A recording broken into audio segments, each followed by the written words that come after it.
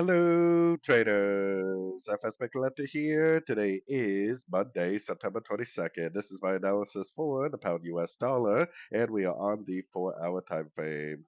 So, anyways, the pound dollar, I think we ended a wave B last week. I think this over here is a wave A, which means I think we're either in a running or an expanding ABC correction on like the daily time frame. If that's true, then yes, I would expect to see some sort of a five-wave structure to the downside. At some point, we are likely going to have to start a pretty decent sized pullback for a wave two before we actually make another push down for a wave three. As of right now, it looks to me like we're still in the wave one. Going down to the 1 hour time frame, I mean, so far this is still lower lows, lower highs. If we get a nice solid break of structure to the upside, that's what's going to tell me that the wave one is over. When I know that the wave one is over, the first thing I would do is start my Fibonacci retracement on the wave one because I would expect to see a three-wave pullback or some sort of a recognizable pullback for wave two, and then likely another push down for wave three. Now, just because I drew this making a wave two like this now doesn't mean it has to do that.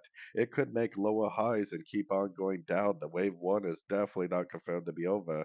I would definitely still be recommending shorts unless we get a break of structure up or a significant higher low telling us that this wave one is complete and that we're now starting a wave two pullback, which is a correction to the whole wave one. So, anyways, don't forget to check out my website linked over here in the corner. And as always, thank you for watching and happy trading.